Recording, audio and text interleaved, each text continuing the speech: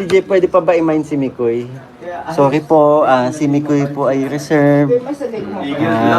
Kapag may na po and reserve na po siya, after 2.5 years, kukunin na din po. Namay na yan, si Mix, ang delivery niyan 3 years pa. Oo, reserve. Reserve na po ako. Tagal naman 3 years, 2 2.5 na lang. Sold out na po ang Mikoy, may nagmamay-ari na. Nakaban na tayo. May vitamin C na po siya. Kapidongski TV. Ang ganda ng background song ni Kuya Birador kagabi, ganda ng boses ni CJ. Yes, and lalong gumagaling po talaga si CJ. After nung ang laki ng improvement niya nung nagbo-voice lesson na siya. Nakuna na naman pala yung habang ini-interview ako, biglang dumating si CJ. Iniwan ko. Habang ini-interview tayo ni Ate Lorny, biglang dumating si CJ. Iniwan ko yung interview ko. Kala ko nga di pupunta eh. Kasi, tagal eh. Kala ko late na ako.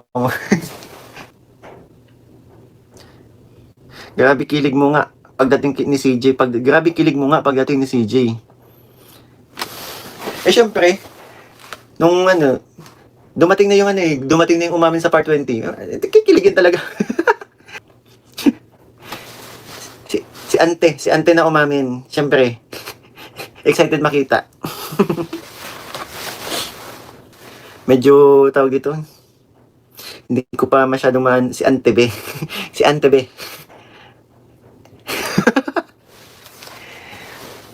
Si Ante mo na umamin. Syempre, kikiligin talaga tayo. Syempre, talaga sa hanin niya walang makaka-istorbo kami ko. Alam niyo, sinabi sa akin ni CJ. Pagkalapit ko sa kanya kagabi. Sabi ko, ako pala na nagsabi, lapit ako agad sa kanya. Sabi ko, ba't late kang tagal mo? Tapos sabi niya, di ba in-interview ka, ba't iniwan mo? Ikaw ba ang naghatid kay CJ Mix nung pag-uwi mo ng birthday ni Kuya Bal? Hindi po ako ang naghatid. May kasi magkakasama po kasi sila CJ. So, may maghahatid po sa kanya, kaya hindi ko na din Tsaka nauna po ako umuwi. Iba na pala tawagan yung Mix. Ben na, hindi na pala Honey. Ha? Kailan? Sana? Nagtatawagan pa bang Ben ngayon?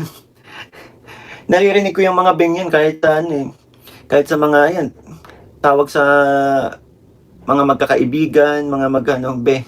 Hindi ko na, wala na ako nakikita wala na ako naririnig na nagtatawagang be talaga ngayon. Saan galing na naman yan? Ay, ang saya nung live birthday ni Kuya Val. Ang tagal lang kam sa inyo ni CJ. O baka may ba't di kami magkatabi? Mahirap sa sobrang dami kasi ng tao doon. Ay gumawa na lang kami ng paraan para makapwesto sa pagkain. Si CJ gusto niya digest agad, kaya nakatayo siya kumain. Nauna si CJ kumain. Kaya gusto niya kumain na nakatayo. Para pag digest agad daw. Ako tumabi talaga ako sa patatim. Doon tayo pumesto para pag naubusan kuha agad. Ang sarap ng food kagabi. Ang kulit nyo talagang dalawa kahit magkalayo kayo kumakain. Ang hirap nga kausapin kasi baka basahin nyo na baka may magbasa na naman sa lumalabas sa buka ng bibig ko, kaya pag kinakausap ko si CJ, may ganun ako.